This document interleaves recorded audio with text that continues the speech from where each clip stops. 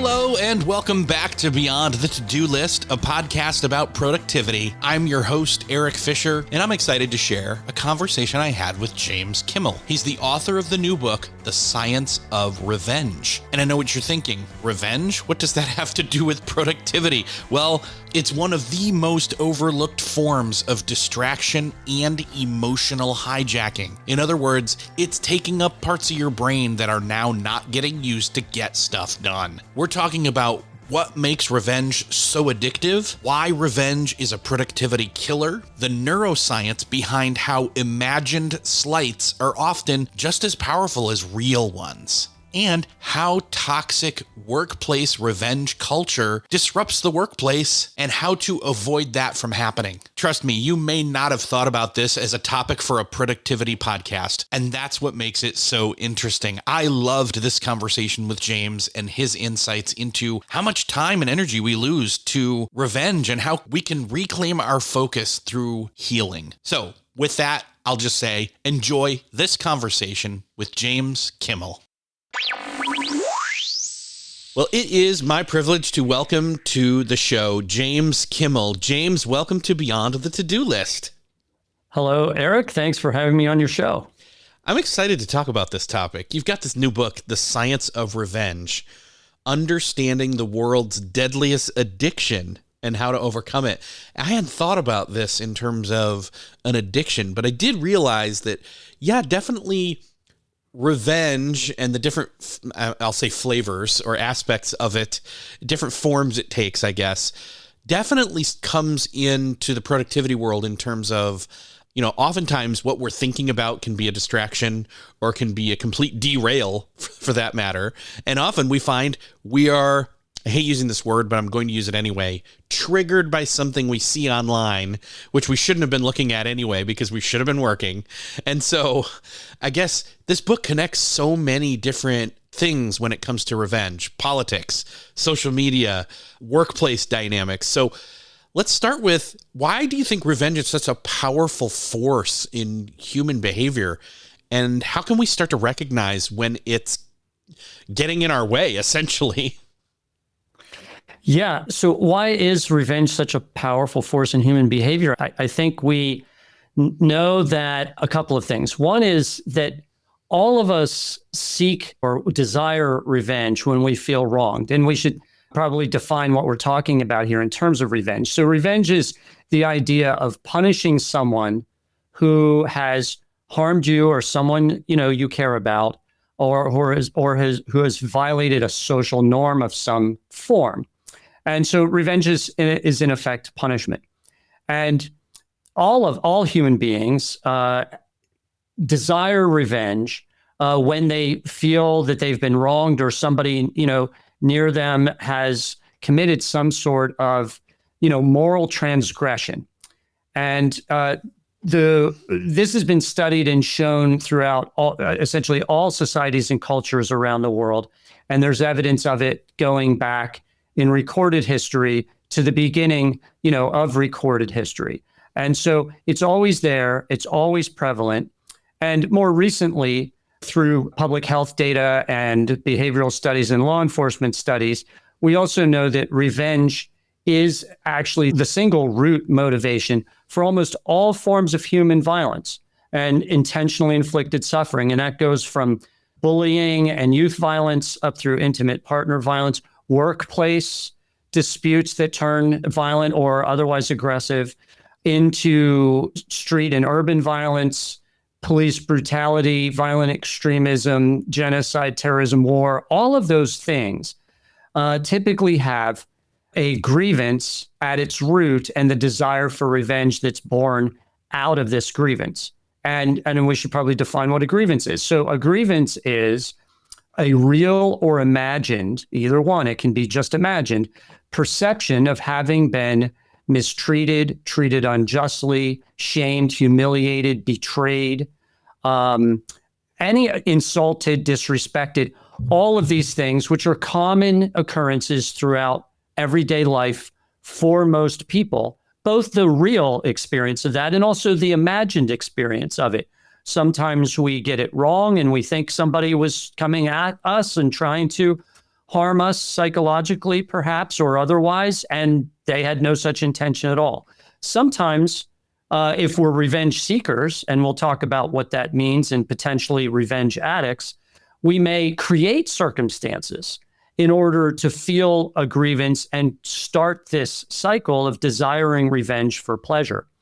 And that's what the new neuroscience shows, is that we seek revenge to make ourselves feel better after we've experienced a grievance. And so in answer to your question, how is this so widespread and prevalent? It's not only that we all are wired for this, evolution wired us to get enormous pleasure from harming people who harm us or violate social norms, but we ultimately do it, though, to get pleasure. In other words, to make ourselves feel better after we've been harmed. And we all know we can be harmed in many ways every day. And the trick, or the concerning part of it, is that the only way to kind of get your fix and get that feeling of pleasure is to actually inflict pain upon other people. And that's where the danger comes. Yeah, there's so many different places we could go here. I think I want to latch onto that word addiction. You really put in perspective this idea that the whole revenge process is tied to our reward system in our brains. Can you enlighten us a little bit about how that connection works?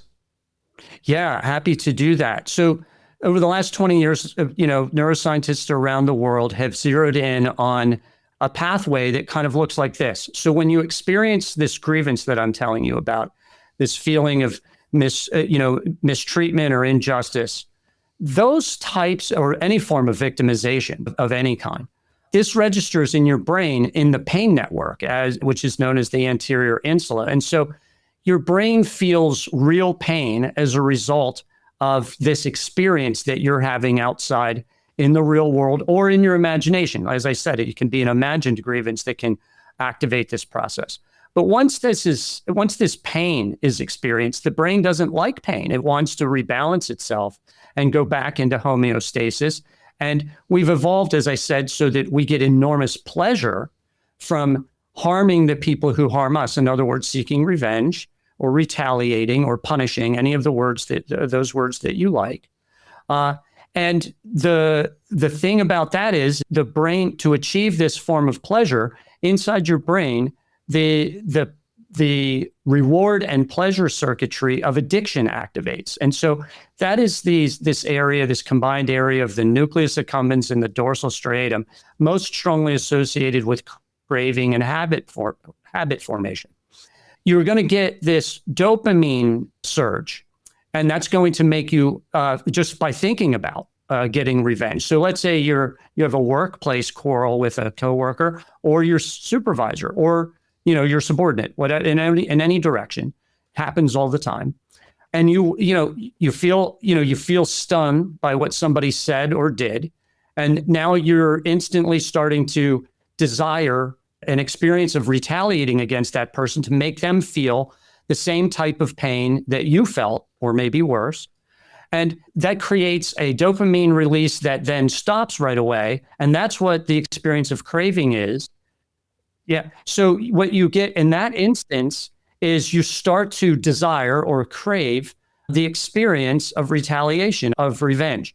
And that activates in that same area that is activating to push somebody who's a substance user or alcoholic or gambler to go again and again for that hit of dopamine. So inside your brain on revenge looks like your brain on drugs. And the last part of the addiction puzzle is, it's not just the experience of pleasure that results in addiction, that's not the definition.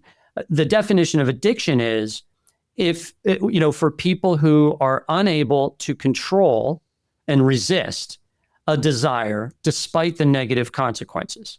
Now, with revenge seeking, there are negative consequences all over the place, because the definition is negative consequences to you or another. And by definition, seeking revenge means you're inflicting negative consequences, pain and punishment on another person. So right there, you're moving towards satisfying the definition of addiction. And if you're not able to control it, and there are negative consequences for all avengers, You can't become the instrument of someone else's pain without experiencing that pain yourself. Studies show that avengers usually feel more angry, not less, after they exact punishment. They may feel anxiety and threat about the risk of a blowback from that, because your infliction of pain on someone, even quote unquote just forms of pain, is read by them typically as unjust. And now they want revenge against you, and we get these revenge cycles. So there's risk pain, there's anxiety, there's depression. A lot of things happen when you become an avenger that are very unpleasant negative consequences. And if you can't control your desire to retaliate despite those negative consequences, you might be moving into an addictive state. All of that obviously exhibits itself negatively in our life, but then take it a step further and go with this idea that you talk about mentally putting others on trial again and again. I mean, we've all been there. We've all thought about that wrong that somebody did to us, no matter what the scale of it was. And we've unproductively used that mental and emotional resources that we already find very spare to ruminate unproductively on that slight and put them on trial again and again.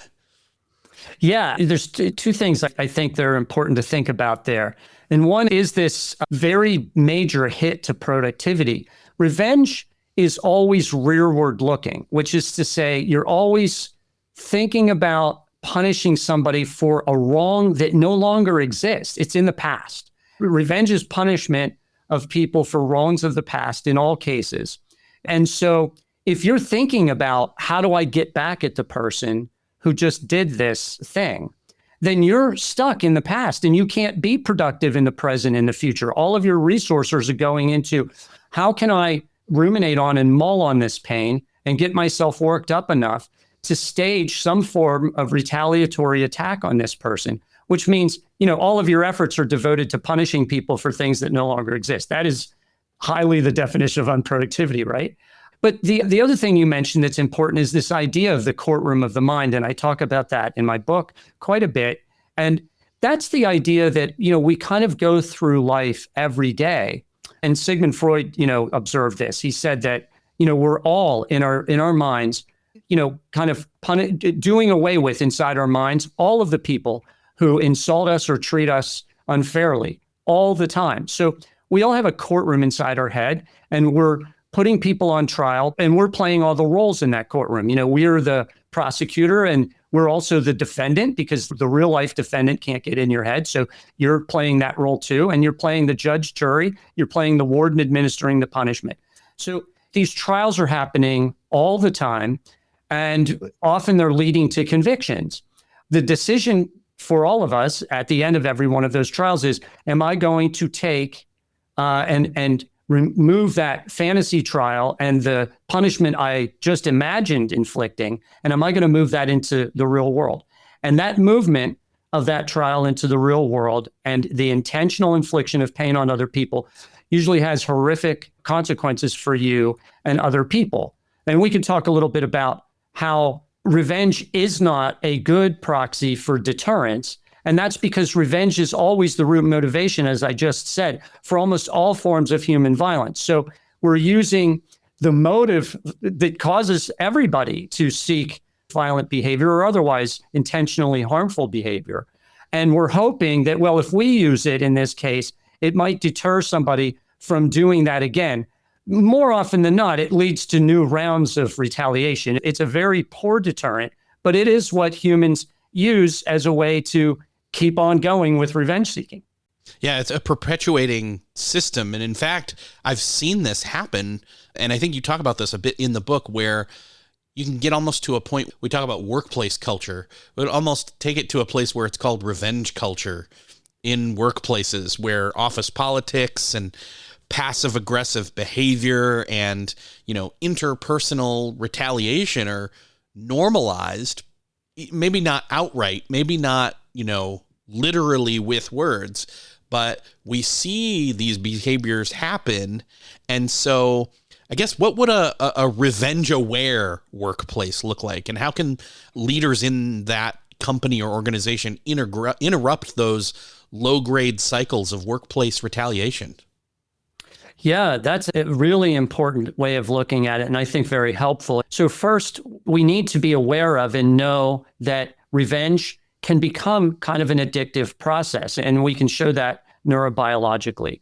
That doesn't just affect one person. In a workplace where this starts to take root and kind of everyone in the workspace are retaliating against each other, it's kind of no different than in communities where substance use or gambling is happening. Typically, people who have addictive behaviors want to associate with other people who have those behaviors or want to propagate their own addictive behaviors, encourage other people to join along because, the more the merrier, and they want to feel company in this. And so leaders in those spaces need to, number one, be aware that this can create and invade and spread sort of like a pandemic sort of thing into your workspace and begin to take over if you're not careful and you're not watchful, both of your own words in the way that you potentially inflict or manage grievances and resolve them, and then in the ways that your staff are doing that. So what we do, though, about addiction or revenge addiction in these types of spaces are two possibilities.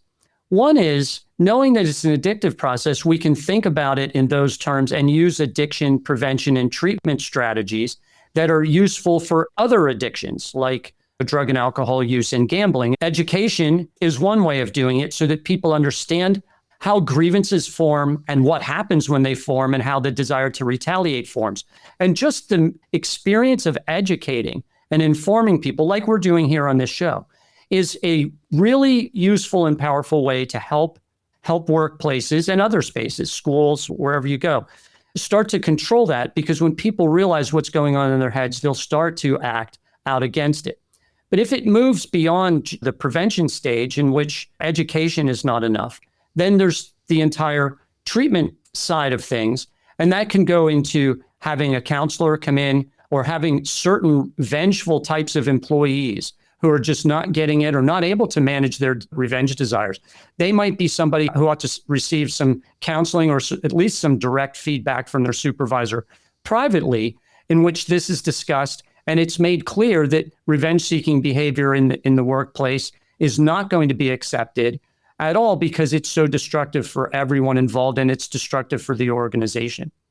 The last piece, though, and I think one of the most fascinating parts of the research that I've been involved in and that I include in the book is that we're also hardwired, just as we're hardwired to desire revenge, we're also hardwired to do something else, and that is to forgive.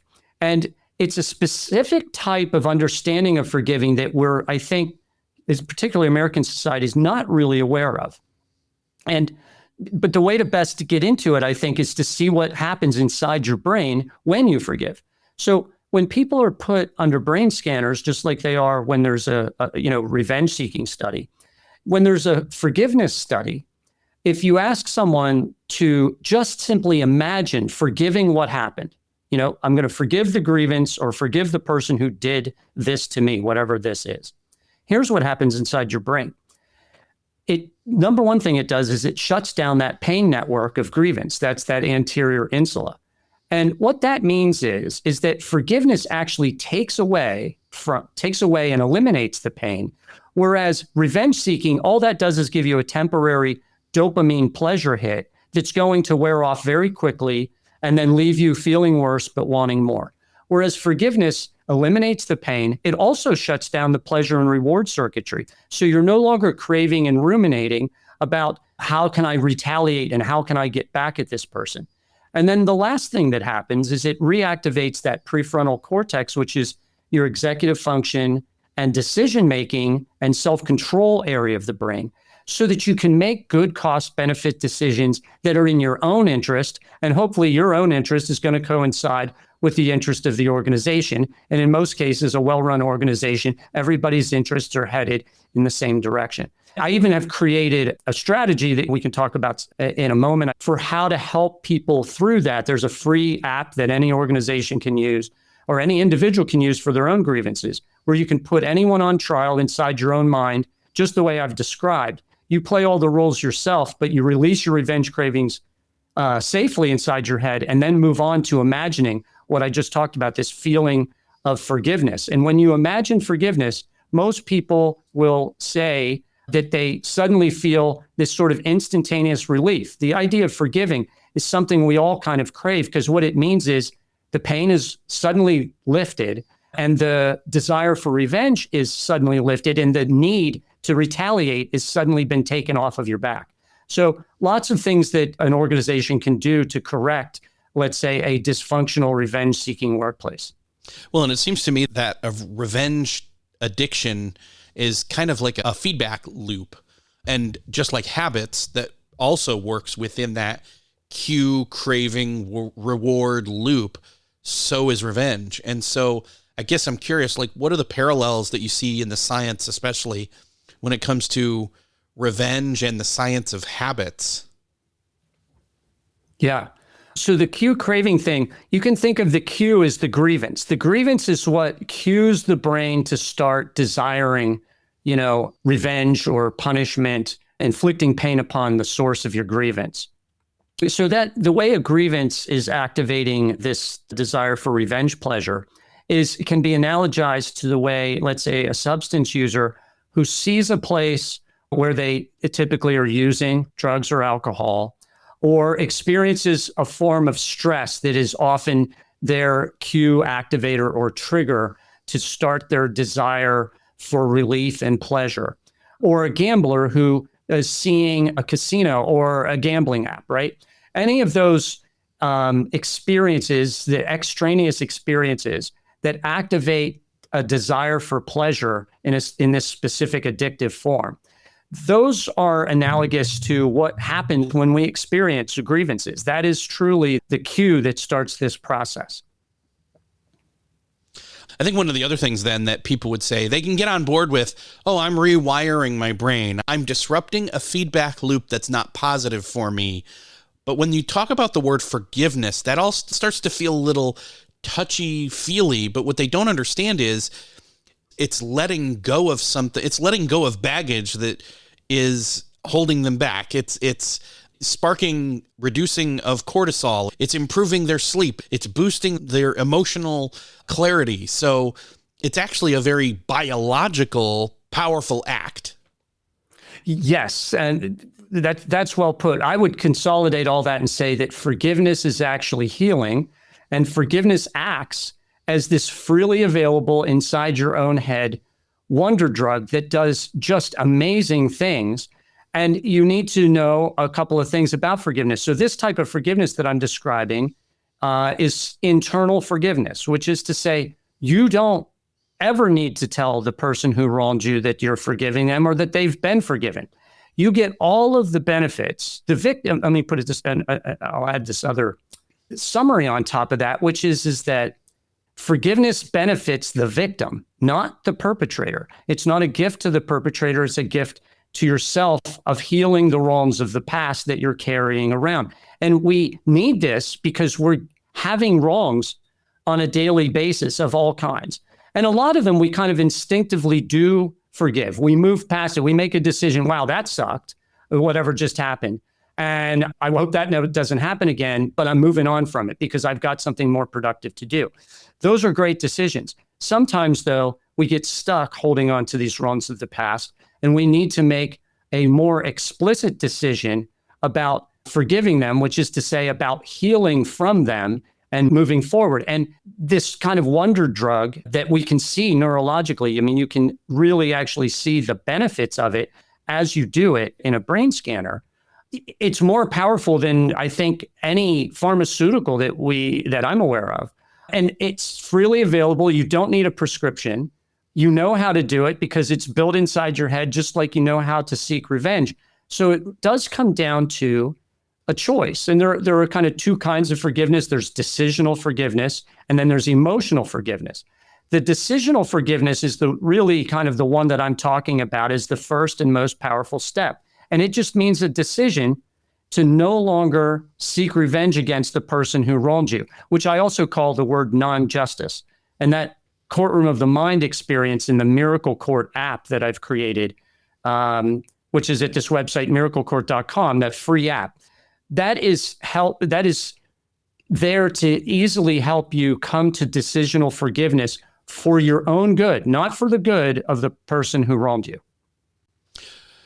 One of the other things that I can't help but think about with this is that, with those that might hear that word forgiveness and think of it as an emotional kind of fluffy word, think about it differently. Think about it as the fact that you're letting your inability to control your thoughts about actual as well as perceived wrongs or slights to you prove to you that you don't have control over your own self. And so part of this is reclaiming your own agency and the control of your narrative. You talk about the idea that revenge makes you feel powerful temporarily. You're then talking, ultimately it's your freedom that you're losing. You want to reclaim and have power long term. That's exactly correct. I couldn't have put it better myself. I really think that the idea of reclaiming yourself or taking control of your own mind and your own thoughts is exactly what forgiveness is there to do. It enables you to retake power from the perpetrator who has caused you enormous pain and now kind of gotten inside your head and caused you to lose productivity, lose sleep. Lots of people ruminate all through the night or all through the day and plan all of these amazing schemes to try and retaliate against the person who wronged them, harming their own lives, harming maybe their intimate partner relationships between parents and children in both directions. There's a lot of grievance and revenge seeking that can go on there. And then out in our broader society and culture, and certainly at the organizational level with businesses. And so this really is a very strong, very available. You don't need a specialist to come and help you do it. You just need to remind yourself that it's there for the taking for you to use inside your own head. You're wired to heal yourself from the wrongs of the past. And we ought to think about forgiveness in that way and not as this sort of touchy, soft experience or potentially hooked only into spirituality and religion, because it's not. The neuroscience now shows that the great forgiveness teachers like, Jesus and the Buddha were actually right. We can actually show neurologically that this is helping you heal inside your head in present time. Has nothing to do with the religious teachings aspect of it, which are fine, but you can get all of the benefits out of forgiveness by using it as this neurological clean sweep tool that can sort of reboot you and allow you to move forward into the present and the future with your life.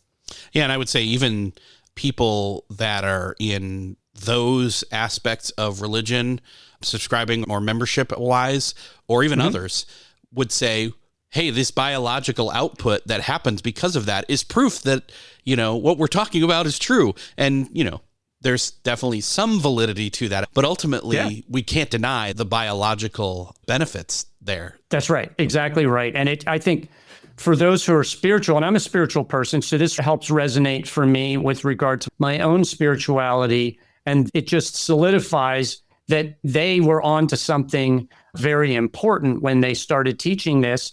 And it's just taken, unfortunately, about 2,000 years for science to kind of catch up and demonstrate it. But we're there now. And that is really great news for everyone, because it's far more than just a touchy-feely thing that only pious or quote-unquote good people do. All people should do this. If they want to feel better after they've been hurt, this is the way to go. Yeah, there's more to it than just a practical feel better aspect to it. There's also this deeper meaning to it, often with our purpose in life, that when people move beyond revenge, they shift from control to, contribution. Instead of feeling like they've got to focus on winning this round of a fight with somebody, they move on to choosing or investigating more meaningful work. They want something more.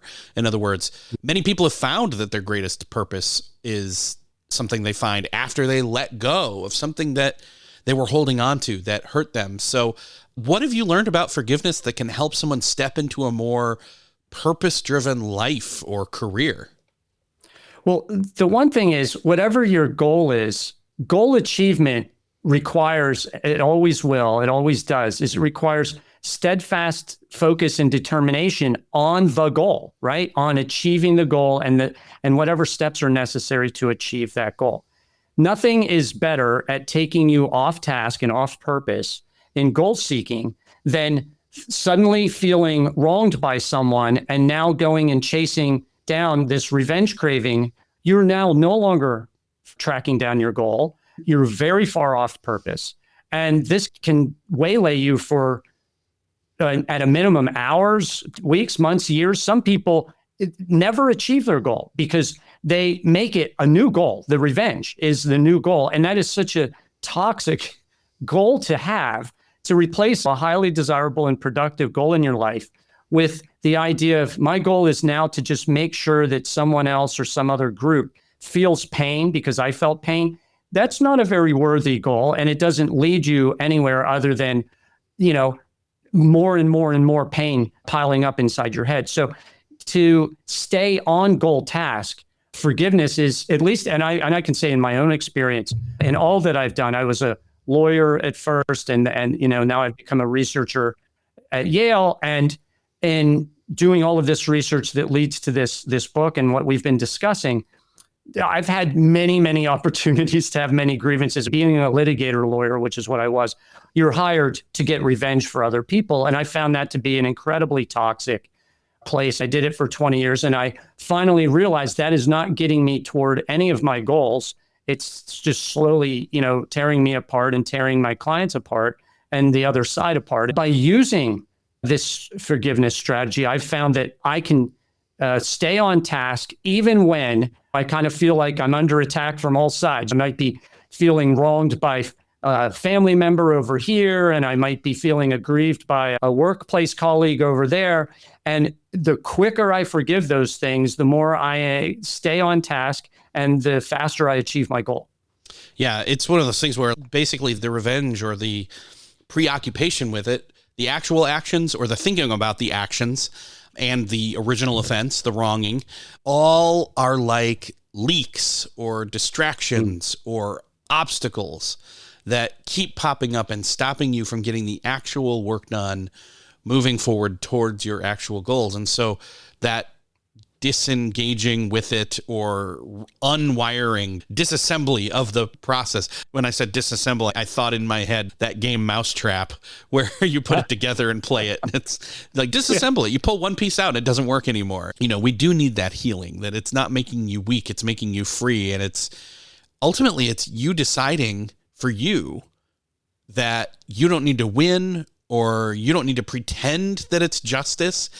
And honestly, sometimes these things that they start off so small. I don't want to downplay anything, but I do want to say oftentimes, it's been a very small thing that just is like a splinter in our mind that then accumulates more with additional interactions with that same person and snowballs. If a splinter can snowball, mixing metaphors. Yeah. Well, hey, put a splinter in some snow and roll it down a hill and it'll be a snowball. So yes. I think you're right in that mixed metaphor. You're right to say that this is what happens and this is what brings us off of task. And you have to ask yourself the question, is my goal, let's say it's to start a new company. Is that my goal? Or did I now replace my goal with, is my goal to cause this other person pain because they got in my way and offended me? And that can be a goal, but it probably wasn't the goal that you set out with. And it's not the goal that will lead you to that productive, truly happy outcome. The most it can get you is this temporary form of pleasure, this dopamine high release that you'll get when you finally get the zinger, but it won't last long. And you'll be very disappointed in how you feel and how short-lived these revenge gratification really is. It's extremely brief. It's very potent in the moment, and then it's gone very quickly, and you're kind of left feeling worse but wanting more. Yeah.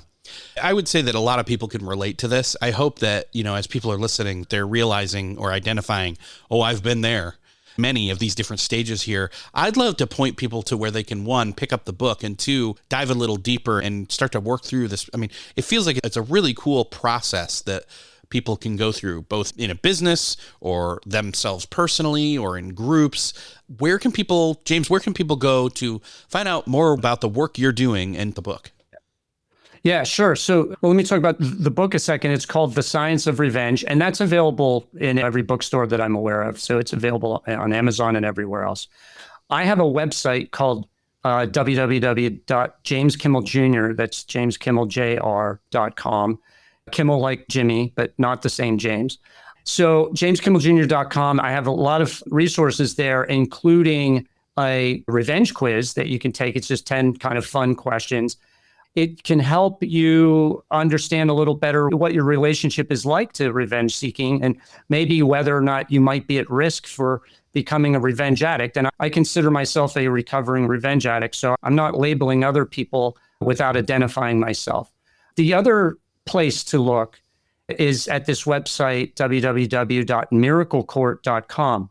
And that's this court that I was telling you about, Eric, where you can put on trial, and it's an audio app. So you'll hear my voice and I'll lead you through the trial that you can use to put on trial anyone who's ever wronged you and experience everything that you want. You get to have all the revenge gratification that you want, but you do it safely inside your own head. And then the last step, though, you become the judge of your own life. And you're asked to sort of really acknowledge and experience the truth of the fact that that entire trial was regarding something that happened in the past and no longer exists in the real world. Things that happened in the past can never be experienced with your senses or mine or anyone else's. They're just thought formations inside your head. The pain of them are just thought formations inside your head. And the desire for revenge is only a thought formation inside your head. Well, you're the master of your head. So you can start to get control of those thoughts by, first of all, acknowledging that all this stuff is just a thought and it can be changed, and then weighing the costs and benefits of punishing someone versus imagining what it would feel like to forgive. And you get to experience that all there in a very powerful kind of real way. Most people who go through it feel like they're really in a courtroom and they feel like they're really putting someone on trial. And they get very much committed to this idea, and this experiential release at the end with forgiveness can be quite powerful and can kind of move you forward and even potentially change your life. So that's miraclecourt.com. I also have a website on the violent side called savingcain.org. And that's a website that's designed to provide resources to people who might be contemplating a mass shooting or a mass killing.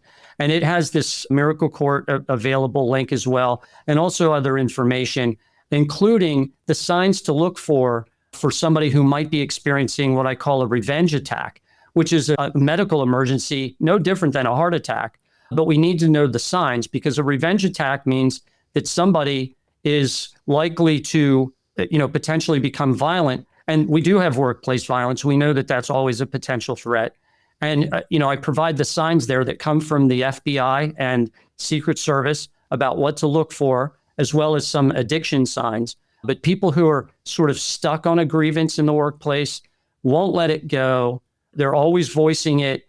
They are starting to mention, revenge desires, planning, targeting a specific person or workplace, potentially gathering weapons, indicating a place and time. All of those things should be considered signs that we can think about.